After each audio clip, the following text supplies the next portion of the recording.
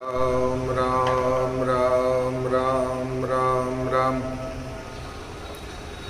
राम तुम्हारो आसरो, राम तुम्हारो ज्ञान, राम तुम्हारो भजन मुख, राम तुम्हारो ध्यान, राम तुम्हारो ध्यान, राम तुम सिर पर राजो, आगे पीछे राम दसों दिस राम ही गाजो, राम चरणिक राम बिन मन माने नहीं आन, राम तुम्हारो आसरो, राम तुम्हारो ज्ञान।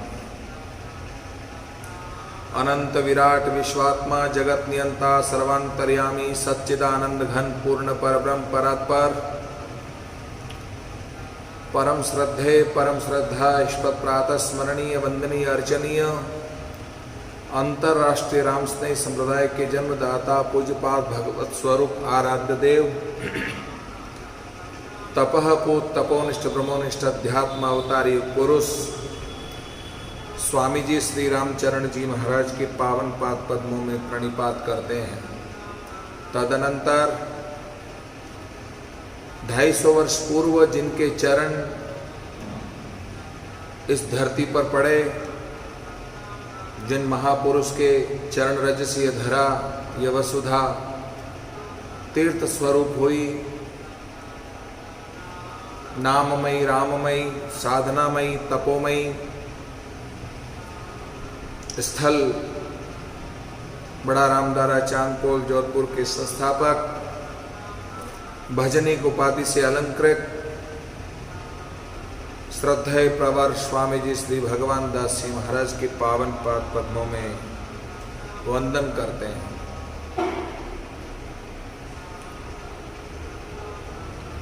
साधना स्वाध्याय चातुर्मास 2020 का ये पावन अवसर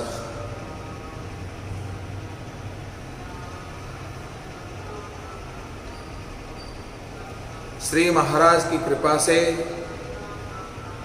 श्री महाराज के वांग्मय स्वरूप अनुभव वाणी के अंतर्गत भक्तमाल स्वरूप नाम प्रताप ग्रंथ की दिव्य चर्चा से आप और हम सभी धन्य हो रहे हैं, जिससे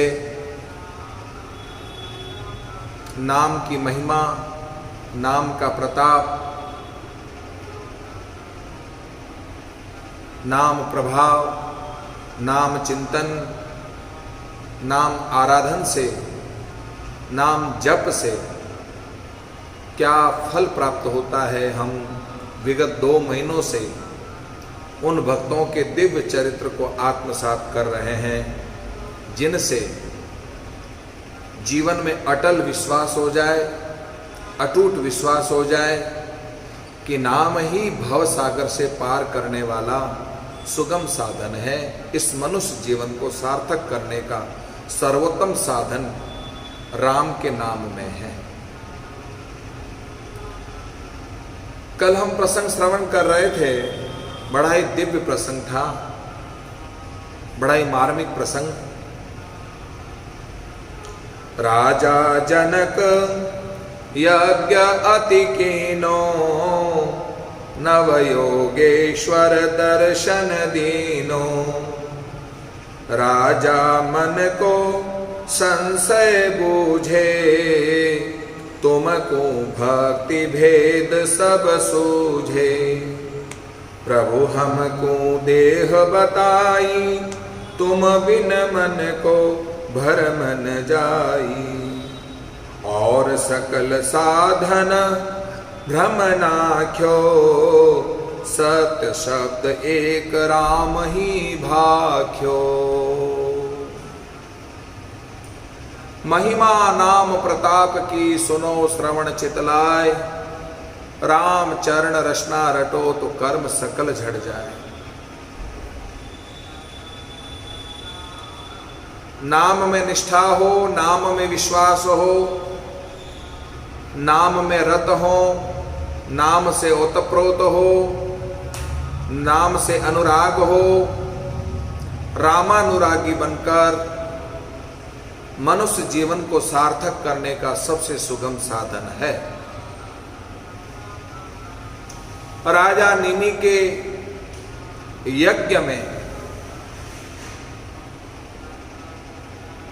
ऋषभदेव पुत्र जयंती पुत्र विरक्त वीतराग परमहंस परम योगी निष्काम कर्म योगी नव योगेश्वर पधारे, जिनका आत्म साक्षात्कार करके जीवन की दिव्यता राजा निमि के जीवन में धन्य हुई। आतिथ्य सत्कार षोडश विधि से पूजन अर्चन कर नव योगेश्वरों का आशीर्वाद लिया, प्रणाम किया, साष्टांग दंडवत प्रणाम किया, बड़ा ही सुंदर भाव व्यक्त किया। दुर्लभो मानुषो देहो देहिनाम क्षणभंगुरा तत्रापि दुर्लभ मन्ये वैकुंठ प्रिय दर्शनम।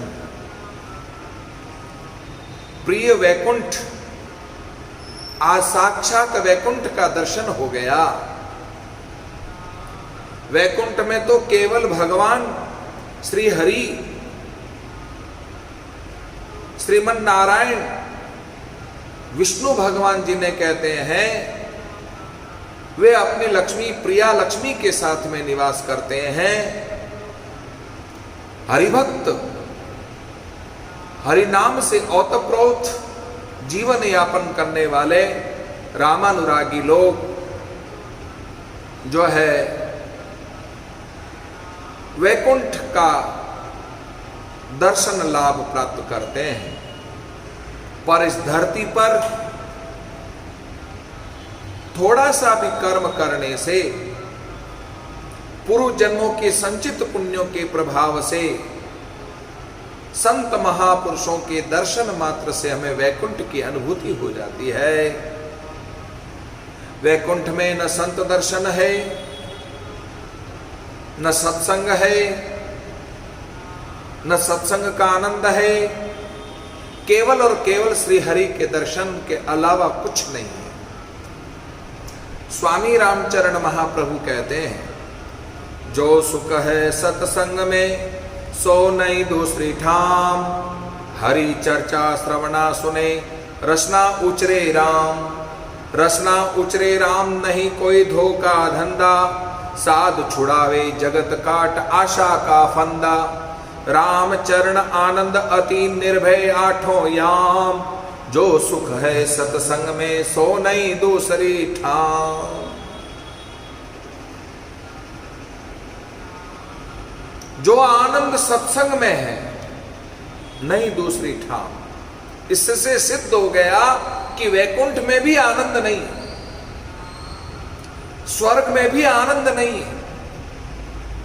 अन्य संसार और संसार के साधन रिश्ते नाते आदि संबंधों में भी आनंद नहीं है, जो आनंद सत्संग में है।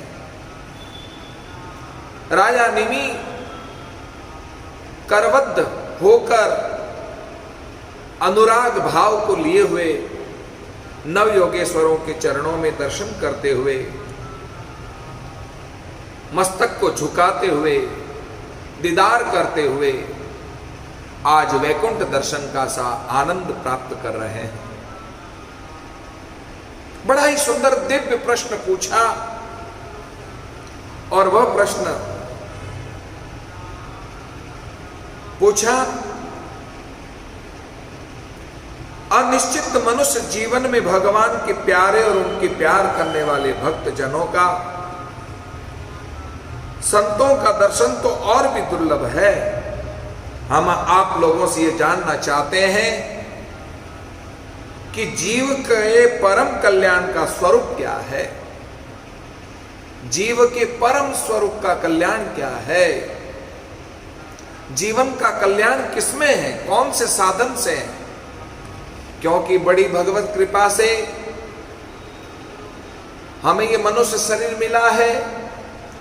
जो मनुष्य शरीर में जो विशेषता है वह न तो गधे की योनि में है, न कुत्ते की योनि में है। चराचर 84 लाख योनियों में असंभव है, केवल मनुष्य शरीर ही जो सर्वोत्तम साधन है, सर्वोत्कृष्ट साधन है। और मनुष्य शरीर से ही ब्रह्मत्व की प्राप्ति होती है, जैसा कि नरतन को सब सुर चहे, ब्रह्मा करत हुलास, राम चरण या सुलहे ब्रह्म ज्ञान प्रकाश। श्री महाराज स्वामी रामचरण जी महाराज ने गर्भ चिंतामणि ग्रंथ में यह भाव उद्धृत करते हुए संदेश दे रहे हैं, आदेश दे रहे हैं, उपदेश दे रहे हैं, इसी मनुष्य शरीर से ब्रह्म ज्ञान की प्राप्ति है और किसी शरीर से संभव नहीं है। जो ब्रह्म ज्ञान को प्राप्त करने वाला है, वेदांत ज्ञान को प्राप्त करने वाला है, ब्रह्मत्व का अनुभव प्राप्त करने वाला जो साधक है, वो केवल मनुष्य शरीर से संभव है, बाकी किसी योनि से संभव नहीं है। इसलिए जिज्ञासा व्यक्त करते हुए नव योगेश्वरों से पहला प्रश्न किया, क्या जीव के परम कल्याण का स्वरूप क्या है और उसका साधन क्या है, तथा कृपा करके भागवत धर्मों का भी वर्णन कीजिए। आपसे मेरी अनुनय विनय प्रार्थना है, मेरी जिज्ञासा आप शांत कीजिए। प्रथम प्रश्न को सुनकर नव योगेश्वरों में जो कवि हरि अंतरिक्ष प्रबुद्ध की पिपलायन आविर्होत्रो अथ दुर्मिल चमस्कर भाजन, कवि हरि अंतरिक्ष प्रबुद्ध पिपलायन आविर्होत्र द्रोमिल चमस और कर भाजन, ये नव योगेश्वर है। उनमें से सबसे बड़े पहले नंबर के जो है योगेश्वर, वो कवि नाम की योगेश्वर है। तो कवि नाम की योगेश्वर राजा निमि की जिज्ञासा को शांत करते हुए कहते हैं, कवि बोले, मन्ये अकुतश्चिदः भयाम अच्युतस्यः पादाम्बुजोपासनमत्र नित्यम् उद्विग्न बुद्धिर सदात्मसा भावात् विश्वात्मनः यत्र निवर्तते भीहि। भागवत के एकादश स्कंद के दूसरे अध्याय के 33वें श्लोक में यह भाव उद्धृत किया है कवि नाम की योगेश्वर ने। हे राजन, भक्त जनों के हृदय से कभी दूर न होने वाले अच्युत भगवान के चरणों की नित्य निरंतर उपासना ही इस संसार में परम कल्याण है, आत्यंतिक क्षेम है, सर्वथा भय शून्य है। भगवान नंद नंदन यशोदानंदन कुंद मुकुंद वृजन चंद्र श्री द्वारिकाधीश के चरणार विंदों का पूजन अर्चन और उनकी उपासना ही सबसे बड़ी साधना है। यही जीव मात्र के कल्याण का साधन है, इससे बढ़कर कोई साधना नहीं है।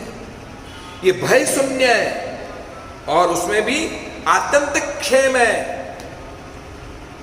हे मेरे साधकों, ऐसा मेरा निश्चित मत है, देह गेह आदि तुच्छ असत पदार्थों में अहमता और ममता हो जाने के कारण जिनकी चित्तवृत्ति उद्विग्न हो रही है, उसका भय भी इस उपासना का अनुष्ठान करने पर पूर्णतया निवृत्त हो जाता है। कितना सुंदर भाव कवि योगेश्वर राजा निमि की जिज्ञासा को शांत करते हुए फरमा रहे हैं। राजन, वस्तु पदार्थ द्रव्य भोग आदि जितने जितने प्रकार के सांसारिक साधन हैं, इन साधनों से भय भी है, अपेक्षा भी है, उपेक्षा भी है और अहमता और ममता को जन्म देने वाला साधन है। सत्ता, शक्ति, संपत्ति, सौंदर्य को पाने के बाद व्यक्ति अहमता को जन्म दे देता है। आई एम बड़े, हम बड़े हैं, हमसे बड़ा कोई नहीं। मेरे पास में क्या कमी है? मैं क्यों किसी की गुलामी करूं? क्यों किसी के सामने झुकूं? मेरे पास में सत्ता है, शक्ति है, संपत्ति, सौंदर्य है, स्त्री पुत्र आदि है, बड़े बड़े बंगले, साम्राज्य जैसा जीवन है मेरे पास। इसलिए मेरे पास इतने तमाम साधन होने का मैं दावा करता हूं। ये अहम नहीं तो क्या है? अच्छा, अहम के साथ साथ में ममता को भी जन्म दे देता है। अपने मकान के प्रति ममता हो जाती है, धन दौलत के प्रति ममता हो जाती है, स्त्री पुत्र के प्रति ममता हो जाती है। ये मेरा है, मेरा है। जहां मेरा भाव है वहीं ममता है। इसलिए भगवान द्वारिकाधीश के चरणार विंदों की उपासना करने से अहमता और ममता, अपेक्षा और उपेक्षा आदि सारे द्वंद्व समाप्त हो जाते हैं, भय समाप्त हो जाता है, व्यक्ति अभयता को प्राप्त कर लेता है। साधकों, चित्त वृत्ति उसकी शुद्ध हो जाती है। चित्त में मलिनता है, चित्त में वासना है, और जब तक चित्त में वासना विद्यमान रहती है तब तक ही उसका अहम से संबंध हो जाता है, ममता से संबंध हो जाता है, मोह से संबंध हो जाता है, और उस मोह, ममता, अहमता के कारण ही इंद्रियां सुख और दुख का अनुभव करती है। इसलिए भागवत का परम ज्ञान, तत्व ज्ञान और जीवन का कल्याण इसी में है। हमारी चित्त वृत्ति शुद्ध होनी चाहिए, चित्त में निर्मलता होनी चाहिए। निर्मल मन जन सो मोहि पावा, मोहि कपट छल छिद्र न भावा, ऐसा सुंदरकांड में कहते हैं गोस्वामी तुलसीदास। निर्मल व्यक्ति ही, जिसका निर्मल मन है, जिसका चित्त निर्मल है, जिसका मन निर्मल है, जिसकी बुद्धि निर्मल है, जिसके नयन निर्मल है, जिसकी इंद्रियां निर्मल है, जिसका जीवन ही निर्मल है, ऐसा निर्मल व्यक्ति छल कपट रहित होकर के ही भगवान को प्यारा है। भगवान उसी से प्यार करते हैं, भगवान उसी से आसक्ति कर रखते हैं, भगवान को भी आसक्ति हो जाती है साधकों। और हमारी भी यदि आसक्ति नहीं छूटती है तो भी कोई बड़ी बात नहीं है, अच्छी बात है। लेकिन आसक्ति संसार के प्रति है, संसार के साधनों के प्रति है, तो बंधन का कारण है। यदि यही आसक्ति भगवान से हो जाए, द्वारिकाधीश से हो जाए, श्री हरि से हो जाए, परमपिता परमात्मा से हो जाए, संत सदगुरु से हो जाए, हमारी ये आसक्ति, तो ये बंधन का कारण नहीं, ये मुक्ति का कारण है। साधकों, कायेन वाचा मनसेरिन्द्रियैर्वा बुद्धयात्मना वानुसृत स्वभावात् करोति यद् सकलं परस्मै नारायणेति समर्पयेत। अर्थात कल्याण कामी पुरुष शरीर से, कल्याण कामी पुरुष से, वाणी से, यदि कल्याण कामी पुरुष शरीर से, वाणी से और मन से, इंद्रियों से, बुद्धि से, अहंकार से अनेक जन्मों और अथवा एक जन्म की आदतों से स्वभाववश जो करे, वह सब परम पुरुष भगवान श्री नारायण द्वारिकाधीश के चरणों में स्वतः अर्पण कर देता है। सब कुछ भगवान का है, द्वारिकाधीश का, मेरा कुछ नहीं है, मैं तुच्छ हूं, तुच्छ से भी तुच्छ हूं। अपने आप को तुच्छ मान करके भगवान की भक्ति करता है, और जो भी कुछ कर्म करता है शरीर से, वाचा और मनसा भाव से, जो भी कुछ कर्म करता है सारे कर्म भगवान को अर्पण कर देता है। कृष्णार्पणमस्तु भाव व्यक्त करने से बुद्धि निर्मल हो जाती है, भगवान का प्यारा हो जाता है। मेरे को एक कहानी याद आ गई आज, चलो आज मैं कहानी सुनाई देता हूं। मैं श्रीमन नारायण नारायण करते हुए नारद जी महाराज, श्रीमन नारायण नारायण नारायण, श्रीमन नारायण नारायण नारायण, भजमन नारायण नारायण नारायण, भजमन नारायण नारायण नारायण, श्रीमन नारायण नारायण नारायण, श्रीमन नारायण नारायण नारायण। नारद जी महाराज इस तरह से वीणा वादन करते हुए नारायण नारायण नारायण नारायण नारायण का स्मरण करते हुए धरती पर आए, किसी शहर में प्रवेश किया, किसी गली में प्रवेश किया, किसी के घर में प्रवेश किया। डोकरी अकेली थी, डोकरी ने वंदन किया, प्रणाम किया, अभिवादन किया, सम्मान किया, यथोचित सत्कार किया, उच्च आसन पर बिठाया, चरण प्रक्षालन किया, चरणों तक लिया और चरणों तक को पूरे घर में छिटक दिया। संत पधारे और वो भी देवर्षि नारद जैसे संतों का आगमन मेरी साधारण सी कुटिया में आगमन हो गया तो मैं धन्य हो गई। इसलिए चरण प्रक्षालन करके चरणों तक को थोड़ा सा पान करके पूरे घर में सब जगह छिटक दिया ताकि अशुभ समाप्त हो जाए, अमंगल दूर हो जाए। किसी तरह की आधि व्याधि उपाधि कहीं से सबको त्रस्त कर रही हो, संतप्त कर रही हो तो वो भी समाप्त हो जाए। बस इतना बड़ा प्रभाव है संतों की चरण प्रक्षालन का, चरणों तक। इसलिए सब जगह छिटक कर वातावरण को शुद्ध कर दिया, सात्विक कर दिया, शाश्वत कर दिया। चरणों में बैठ गए। महाराज उपदेश दो। नारद जी बोले, अच्छा तू क्या करती है माता? अरे मेरी माता राम तू क्या करती है? माला फेरती है कि नहीं है? अरे माला महाराज मैं कहां फेरूं, समय कहां है मेरे पास। सुबह से उठती हूं तो मैं ढांडों की सेवा में लग जाती हूं, घर का काम करती हूं, मेरे को तो वक्त ही नहीं मिलता है। अच्छा तुम्हें वक्त ही नहीं मिलता? राम राम करने का, माला फेरने का मेरे पास में वक्त नहीं है तो नहीं है। अच्छा चलो कोई बात नहीं, तो एक काम कर, 2 मिनट का समय निकाल करके कोई स्तोत्र का जप कर सकती? अरे महाराज पढ़ी लिखी नहीं हूं, अनपढ़ हूं, अंगूठा छाप। अच्छा कोई बात नहीं, अंगूठा छाप है, अनपढ़ है और समय भी तेरे पास में नहीं है, तो एक काम करा कर, जो कुछ भी कर्म करे वो भगवान को अर्पण कर दिया। हाँ महाराज ये बात तो मैं कर लूंगी, आज ही मैं गांठ बांध देती हूँ। अरे मेरी गांठ कहाँ गई, कहाँ गया पल्ला? गांठ बांध देती हूँ तुरंत। ये लो, अब तो मैं जरूर निश्चित रूप से जो है जो कुछ भी कर्म करूंगी वो सब भगवान को अर्पण कर दूंगी।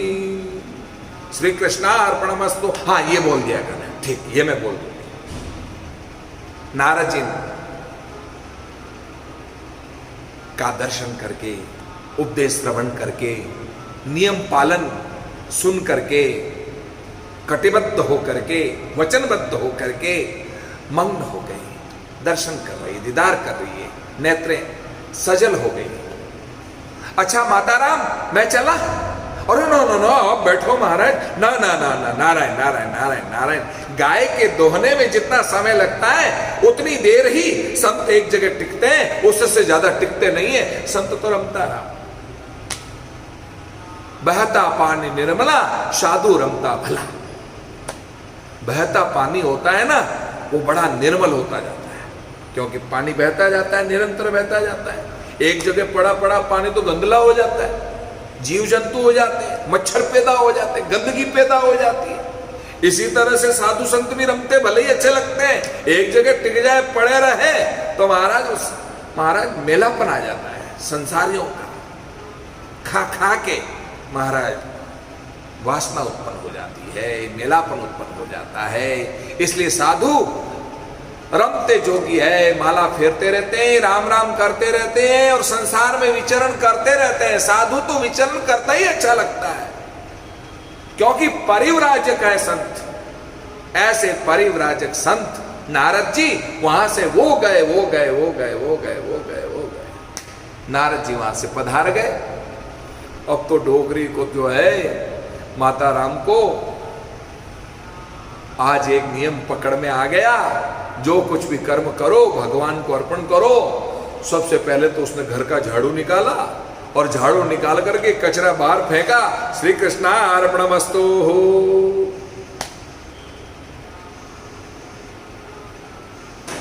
पोछा ओछा लगा लगू के और तुरंत जो है गंदा पानी नाली में डाला, बोले श्री कृष्णा अर्पणमस्तु हो। साधु को भगवान को अर्पण करते हुए स्नान करके कपड़े धो करके गंदला पानी बाहर डाले नाली में, तो बोले श्री कृष्णा अर्पणमस्तु।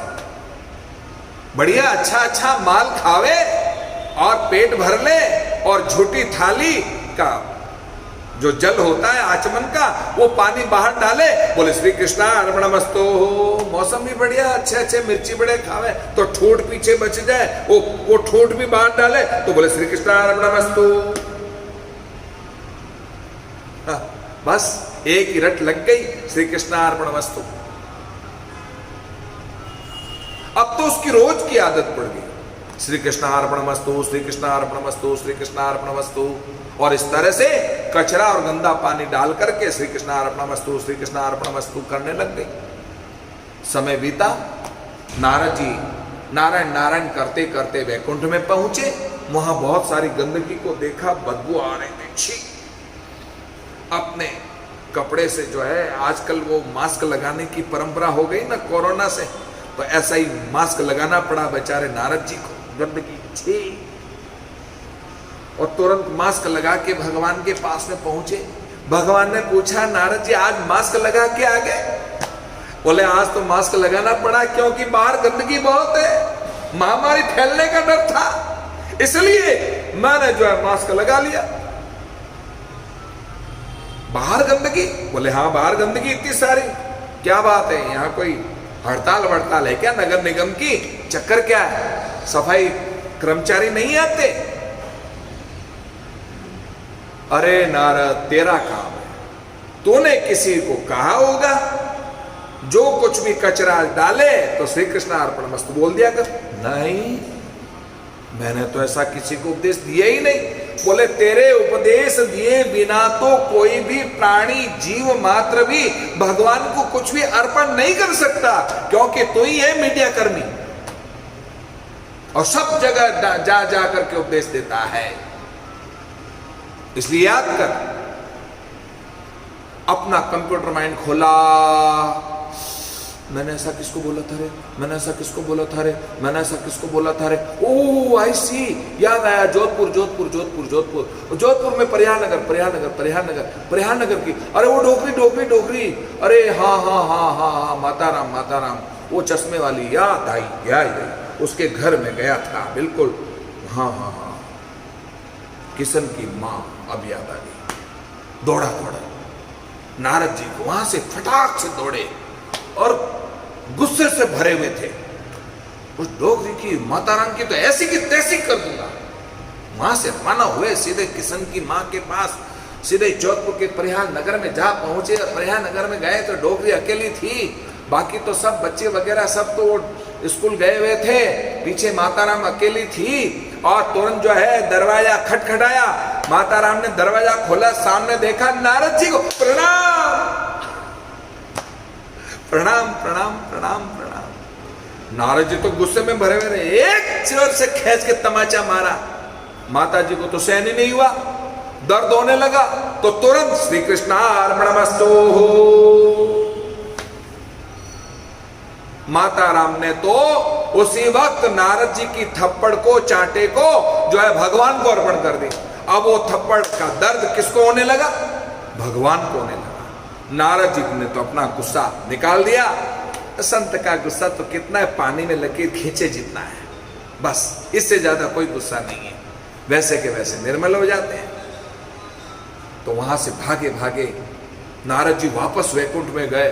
आगे भगवान विष्णु का गाल फूला हुआ, क्या बात है, अकेले अकेले गुलाब जामुन खा रहे हो चतुर्भुज जी के? ना ना ना, अकेले अकेले गुलाब जामुन नहीं खा रहा, मैं खा नहीं रहा हूं, तेरा ही काम है। तूने किसी को चांटा मारा होगा, वो चांटा मेरे को लग गया। चांटा तो मैंने उस माता राम को मारा, चांटा आपको लग गया। बोले उसको चांटा सहन नहीं हुआ, बुढ़ी थी, जवान होती तो कोई बात नहीं, वो चांटा सहन भी कर लेती, पर वो बुढ़ी थी, उसको दर्द इतना हुआ, इतना दर्द हुआ कि वो दर्द सीधा जो है उसने मेरे को अर्पण कर दिया। मैं क्या करूं नारद, भाव से, कुभाव से, प्रेम से, भय से, किसी भी प्रकार से जो कुछ भी मेरे को अर्पण करता है मैं उसको सब कुछ स्वीकार कर लेता हूं। इसलिए आज उस माता राम की चाटे को भी मैंने अर्पण किया, तो मैंने जो है स्वीकार कर लिया। तब नारद जी ने कहा, वास्तव में आपको कोई नहीं पहुंच सकता, आप तो भगवान के प्रेमी हैं, आप तो भक्तों के प्रेमी हैं। पत्रम पुष्पम फलम तोयम यो में भक्त्या प्रयच्छति, ऐसा गीता में कहा है। कोई भी प्रेम से पत्र चढ़ाए, पुष्प चढ़ाए, फल चढ़ाए या जल भी चढ़ाए, भगवान उसको स्वीकार करते हैं। अब माता राम ने इतने प्रेम से चाटे को मेरे को समर्पित कर दिया, तो मेरे को तो स्वीकार करना ही था। इसलिए भाई साधकों, कायेन वाचा मनसेन्द्रियैर्वा बुद्धयात्मना वानुसृत स्वभावात् करोति यदयत् सकलं परस्मै नारायणेति समर्पयेत्। काया वचसा मनसा भाव से जो कुछ भी कर्म करते हैं, वो सारे कर्म भगवान को अर्पण कर देना ही भागवत धर्म है। इससे बढ़कर के कोई धर्म नहीं है, भगवान को अर्पण कर देना। साधकों, घड़ी का कांटा इशारा कर रहा है, इसलिए मुझे विश्राम देना होगा। तो राजा निमि ने भागवत धर्म के बारे में पूछा, और भागवत धर्म के बारे में भगवान कवि योगेश्वर ने जो भाव व्यक्त किया, उस भाव को आत्मसात करना आपका हमारा अपना कर्तव्य है। ये राजा निमि तो निमित्त है, हम लोगों के प्रश्न है, और हम लोगों के प्रश्न को जीवन के कल्याण के लिए मार्मिक साधन है, इसलिए ऐसे मार्मिक साधनों को आत्मसात करना चाहिए। श्री महाराज ने ऐसे मार्मिक भाव को अपने अंदर जो है अनुभव करके हम सबको प्रसाद प्रदान कर रहे हैं।